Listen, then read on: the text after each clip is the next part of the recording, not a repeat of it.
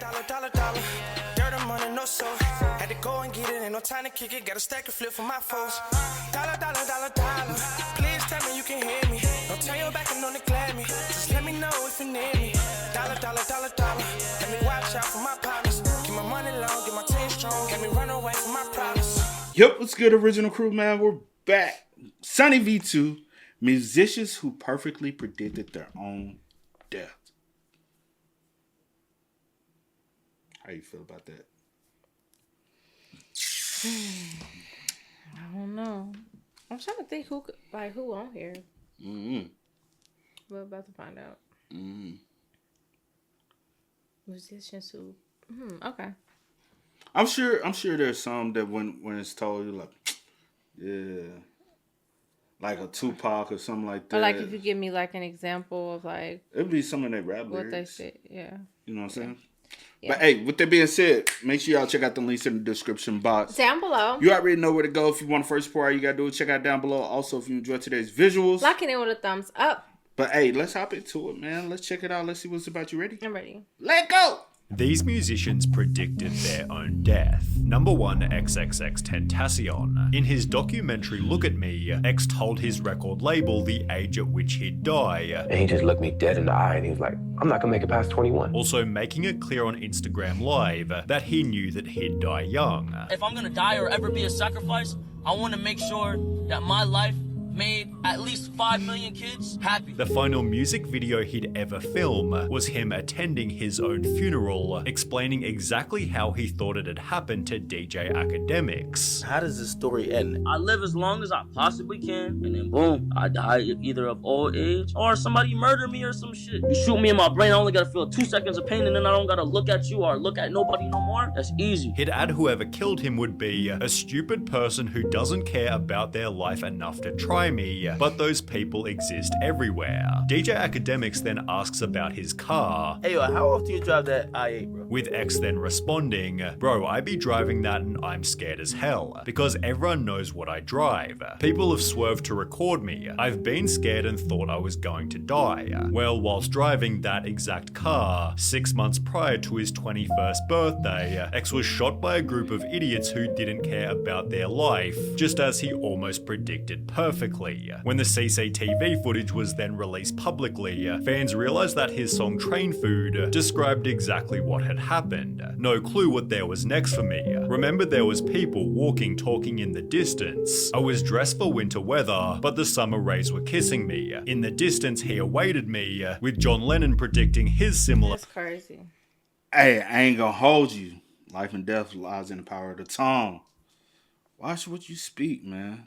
You can be speaking your last days into your life. You never even know. Never know. Like I think like low key growing up though, especially as a young black man. I don't know like elsewhere in the world, but I do know in America, a lot of young black men, especially like growing up, it's a celebration when you turn 18. Mm-hmm. Then you're like, hey, am I even gonna make it to C21? Mm-hmm. Then it's like it's an overwhelming achievement.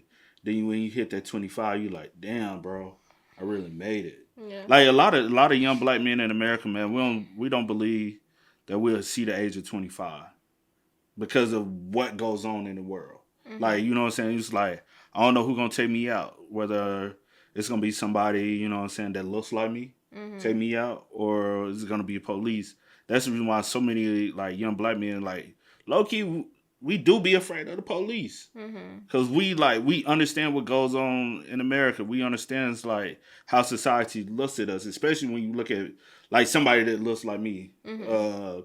You looked at as a threat immediately, and you like, bro, I'm not even on that, bro. Like that's not, you know what I'm saying? Yeah. But to like he said, man, I only like, is it gonna be somebody who's another person that come from a society like me, or what? Because honestly, it's a lot of people that I know died. I grew up with, and didn't make it past 25. Yeah, a lot of people I know. So you know what I'm saying. I understand his viewpoint, but you gotta, you know what I'm saying, move with a clearer mindset, not to speak that. You know what I'm saying. Right. Well, you still speak it, but you hope for the best. You know what I'm saying? You get what I mean by that, though? I mean, I guess you can, like, think it or have worries and stuff like that. But I guess, like, putting it in, like, if say for instance you're an artist, or writing it down, or if whatever, or putting it in the atmosphere. Yeah, like, talking about it, speaking on it. Like, I wouldn't necessarily do that or whatever. But it's unfortunate, though. I say those 3 milestones for me, when I saw those 3, I was just like, damn, bro. You made it. Yeah. And it's like at 20, at 25, you like, bro, you made it to C25. I'm like, and when I said that, you know what I'm saying? I was like, do other people have this worry? Yeah. Like, I'm like, I don't think other people have to worry about, am I going to able to see to the age of 25? You know? Fate. Although with even better accuracy, fans had already predicted exactly how he'd die. Dear Mr. Lennon, from information I received while using a Ouija board, I believe that there will be an attempt to assassinate you. With Lennon stating in a 1965 interview, we'll either go in a plane crash or we'll be popped off by some loony. 4 years later, he'd released the song Come Together, which contained one creepy line over and over and over. Shoot me. The Beatles had also made a song called Happiness is a Warm Gun, talking about the joy that a person gets from shooting. However, there was one more even crazier prediction. A local astrologer warned John Lennon he would be shot on an island, prompting the couple to cancel a planned yachting trip around the Greek islands on a boat. In fact, he was not shot on a Greek island, but an American one, Manhattan Island, by some loony who only pulled the trigger for his own sick enjoyment. John Lennon died on the same day as Juice WRLD, December 8th, 39 years apart, which becomes even weirder when looking at Juice WRLD's lyrics. In the song You Wouldn't Understand, he initially confirms that he listens to John Lennon. Then in All Girls Are the Same, he'd instead claim that he really felt like John Lennon, which was repeated in a different track named New Girl. However, most notably, in the song Way Too Much, Juice WRLD calls himself a drug-abusing, codeine-using, modern-day John Lennon, which would be the exact substance that led to Juice WRLD's overdose. It was December 8th, 2019, a Sunday. Well, in the song Sippin' Red, Juice WRLD states, I'm really starting to like my demons. One day, yeah, I really want to meet them. One day, I'ma meet him on a Sunday. He'd also predict exactly how it'd happen. I wonder if my habits will kill me. I don't know why, but I get that feeling. Further predicting when it would happen in the classic hit song Legends. What's the 27 club? We ain't making it past 21. We're not gonna make it to 21. Yeah. You don't feel that way, do you? Or do you honestly feel that way? Juice WRLD died only 6 days after his 21st birthday. As for the 27 club, have you ever have ever what? Not have you ever do you remember him passing? Kinda, sorta, not really. Like, I remember like hearing about it, but not like details. Yeah. Cause like I said, this like, I remember it, and when I heard it, I was like, hell nah. I was like, y'all. I'm like, what? Cause I remember it and hearing like the effects that happened, and then hearing like the seizure thing, and they tried to like it's just I was just like, damn. And it's from, but I'll say this. It wasn't like the drug overdose. It wasn't like by him just taking it for like endorsement, but it was to hide. You know what I'm saying? Mm-hmm. But I still said, I'm like, dude, what are you doing? Yeah. You know what I'm saying? Because I'm like, bro, you that's dangerous as hell. But also after hearing people talk about him and how, I don't know if he thought he can be able to handle it, but it was a shitload of drugs, and I'm like, bro, nobody would be able to handle that. Like, yeah. You know what I'm saying? It was a sad ordeal. Have you ever heard about the John Lennon? Yeah, I feel like it was in like another video we did. I don't remember that, but not like all the predictions and all. I just remember like. Or maybe something I watched. Cause I be watching random stuff. I don't remember. I just be watching random stuff. But yeah, I've heard. Nah, like the John Lennon situation is very bizarre though. Yeah. Like, I heard something happened to, but I never looked into like the details. And then for like Juice, I think it sounded like he battled with a lot. Though. Yeah. But honestly, he was so young to like, and that's the reason why I'm like growing up, especially young people fail to realize, man, you're just young. Like, there's so much more to life. And, like, I think that's a lot of times being so young is sometimes the time period you battle with depression the most. And it's low-key like because I, from speaking for somebody, I think a lot of us have dealt with depression at some type of level. You know what I'm saying? Some deal with it worse than others. Some deal with it different. It's different, you know what I'm saying, levels and like how it makes you, you know. But I think I battled mines when I was young, trying to figure it out, trying to understand, and then know where happiness came from. You know what I'm saying? And then once you start like experiencing, sometimes it's a lot of obstacles you have to face in life, and some people they give into it. But with anyone that is possibly dealing with like depression and stuff, I always say there's a brighter opening. There's a brighter part of your life that's to come. Look forward to that moment. You know what I'm saying? Like, I know what you're going through right now might be the deepest and like the depthest you think you're gonna ever be in life. And you feel like you have like there's no tomorrow, like there's no hope, like and things like can change and turn around for you, but it definitely can. Like that brightness might not show up next year, it might not show up the next day, it might not show up 5-10 years from now, but there is a light at the end of the tunnel. You know what I'm saying? You just got to keep going through it. Like we all go through things, and then you can't say one person's battle is not worse than the next person, right? But just know we all are going through things. We all can overcome a lot, you know. But have you ever heard of the 27 Club? Yeah, I feel like I have. I have heard it. But I feel like it was on like. Didn't we talk about something with the 27 Club? We had looked it up, and all these people had died at 27. Yeah. I was like, I feel like it was in something, or we talked about something. Like, I know we talked about it, and we looked up all these people who. At this point, everything's just running together for me. I can't tell what's been in videos that we reacted to, or talk about, or we've seen something together and we looked it up. Yeah, something. But yeah.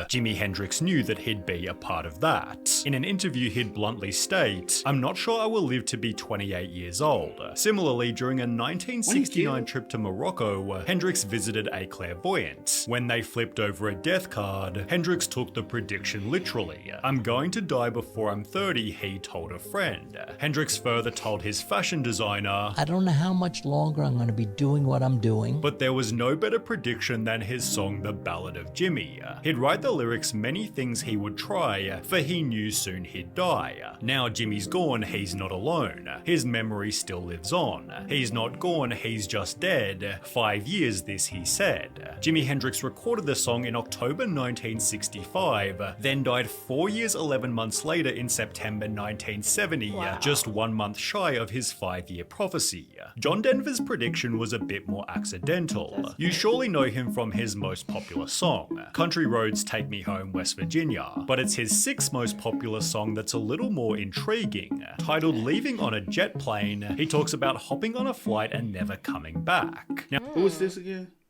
I forgot what his name is, but I know the song, the first song, and he said. I forgot. Now the time has come to leave you. One more time let me kiss you, and I'll be on my way. Hold me like you'll never let me go, cause I'm leaving on a jet plane. Don't know when I'll be back again. Well, 28 years after writing these lyrics, John Denver took a flight and never came back, crashing into Monterey Bay just south of San Francisco. This song hits way more once you know that he died at a plane crash. This man left us way too soon, whilst Lil Peep's entire discography repeatedly predicted how. You know how many people have passed, like how many artists have passed on a plane crash? And like how many celebrities have died from plane crash? And it's scary, bro. Yeah. The amount and the significant number. And it's just like, the fuck, you know? way too soon, whilst Lil Peep's entire discography repeatedly predicted how he'd die. One of the first lines on his very first mixtape was, "I got a feeling that I'm not gonna be here for next year, so let's laugh a little before I'm gone." When asked about death, he'd further add, "Everything changes with time. Like, you can't predict where you're gonna be next year. You have no idea." Which was the main theme in countless different songs. In Life is Beautiful, he'd state, "I think I'ma die alone inside my room," whilst in a different song, Falling for Me, Peep expressed, "I don't want to die, I don't want to OD." As a result, Adam22 joked, "When you come in and see that, just know that that's a Lil Peep memorial. Well, not a memorial because he's not dead yet, but he's working on it." Having no clue what would happen only 6 months later. Peep would make a final Instagram post reading, "When I die, you'll love me," which would happen the very next day. Peep overdosed alone inside his tour bus, described exactly in songs like Runaway, "I was dying and nobody was there." Tupac had a line that was even more chilling, "I've been shot and murdered. Can't tell you how it happened word for word." He'd also release a song called If I Die Tonight, on which he raps, "I hope they bury me and send me to my rest." Headlines reading, "Murdered to death, my last breath." Tupac was already shot at the age of 23, at which point he'd tell a journalist, "They didn't get me this time, but it's coming." The journalist then asked, "What do you think's gonna happen in 15 years for you, or 10 years? Where do you see yourself?" To which Tupac responded, "Best case in the cemetery. Not in the cemetery. Sprinkled in ashes, smoked up by my homies." He'd therefore also tell a friend, "I ain't gonna be around long enough to have kids." Tupac added, "I'm telling you, I ain't gonna live past 25. At the age of 24, he'd released the song Death Around the Corner and claimed he was having visions of leaving here in a hearse. The final music video he ever made was for I Ain't Mad at Ya, in which he walks out of a venue and is gunned down unexpectedly. 4 months after filming it, Tupac walked out of a Mike Tyson boxing match and was gunned down unexpectedly. He was, as predicted, 25 years old. But you can't talk about Tupac. And it's Tupac though. It's Tupac, not Pac. But what was you about to say? That just always irritates me.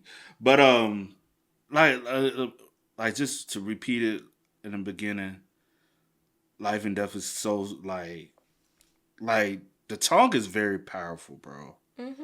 Like the more you speak and that's why a lot of people believe in like positive speaking. Mm-hmm. It's affirmations, like speaking affirmations over their life.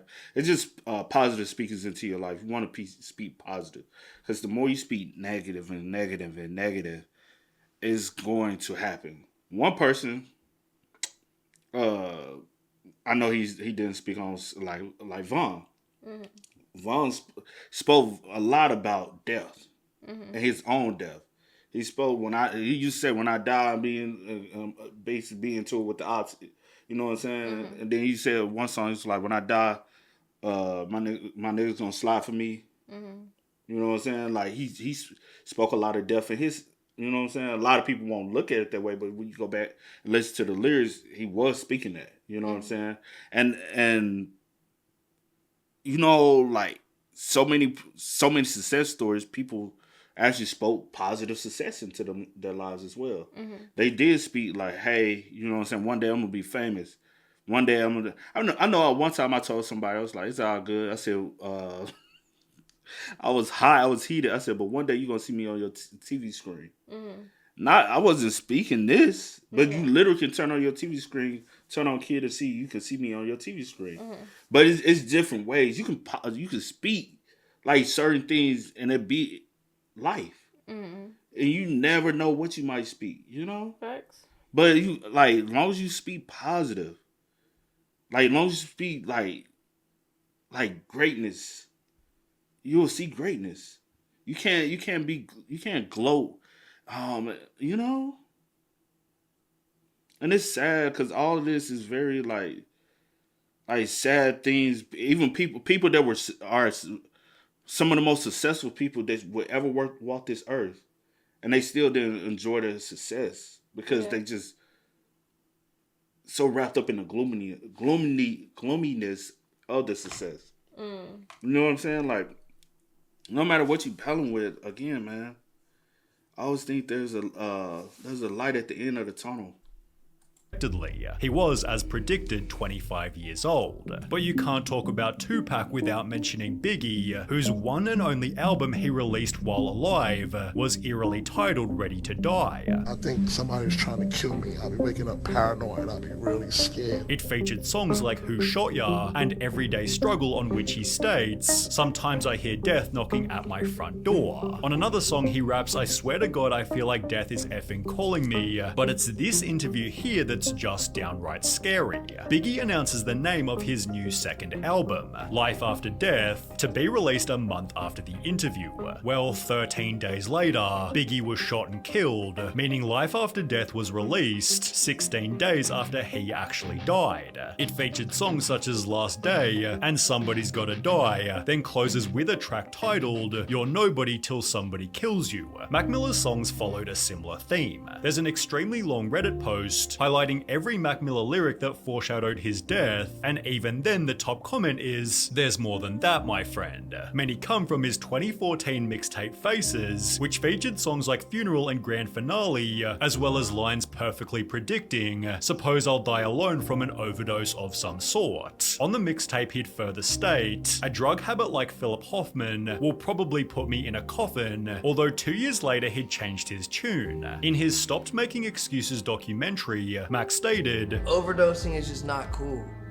There's no legendary romance. You don't go down in history because you overdosed. Damn, bro. You just die." On his song Perfect Circle / Godspeed, Mac further added, "Everybody say I need rehab. They don't want me to OD and have to talk to my mother, telling her they could have done more to help me, and she'll be crying saying that she'll do anything to have me back. I need to wake up before one morning I don't wake up." On That's Life, Mac Miller told the world, "I'm headed to the other side, where the grass is always greener." However, there was no crazier line than this one rapped on Brand Name. "To everyone who sell me drugs, don't mix it with that bullshit. I'm hoping not to join the 27 Club." Well, Mac died 3 months before turning 27, overdosing on pills mixed with fentanyl. One of his final lines, released just 35 days beforehand, "I can feel my fingers slipping. In a motherfucking instant, I'll be gone." It's crazy, bro. You know, this is the first time I've heard his voice since his passing. I was listening to Mac like early, Yeah. bro. Because I remember him collabing with Wiz, and I used to be a Wiz, like a big Wiz Khalifa fan. Like I was a mega Wiz Khalifa fan at one point. And I'm talking about high school, bro. And I got put on to Mac through Wiz. And you know what I'm saying? Like I wasn't like the biggest Mac Miller fan. I wouldn't sit up here and say that, but like I really followed some of his early success, you know. But I kind of drifted away. I was like, okay, it wasn't my vibe after a while, you know. But like that's the first time actually hearing his voice since he passed, and it's like crazy. Yeah. Like to think of so many people passing, and this wasn't their time. You know. Yeah, this video is kind of sad for me. Yeah, this is the most saddest video That's why I really haven't like said much because I'm like trying to like process everything. It was a very sad video. Like and just to know like that people like it's like was so fixated on like death. And because that's what it is, like when you constantly thinking about it and you constantly thinking that you're gonna die, you constantly have this feeling or it's just something, or you dreaming about it, or you like whatever it is, like it's just like a constant fixation on death for whatever reason, and you put it in your lyrics, and it's just like you wake up like, which that is true, like you wake like today could be the last day, tomorrow could be the last day, like tomorrow's not promised and I like to say, I always say today's not promised. You can wake up today and be gone today or whatever the case may be, but it's just sad to know that they literally like wrote it down, rapped about it, whatever the case may be, and the thing is now they're gone. I feel like what a lot of people is, I'd rather go out while I'm on top than, because I don't want to see the life after being, because you know what I'm saying, like no matter who you are as a artist or celebrity or anything, there's a life after the fame, right? And a lot of people don't want to see the life after fame. They want to go out at the top at what they believe is the peak of their career. Mm-hmm. You know, and it's like, all right, what's after this? Do I become a drug addict? Do I become a druggie, drughead, crackhead? Do I go into that lane and then I become a laughing stock? Or do I rather die young, famous, rich, and be remembered as this legend? You know? I don't want to see the because even to this day, it's several artists who talks like they rather leave now than have that drop off of their career, and they don't want to see how people like, oh, I remember I used to listen to this person. I used to, you know, they want to go while they still got the fan base, they still got the attention. They rather die then, and it's sad, bro, because there's always a career after a career.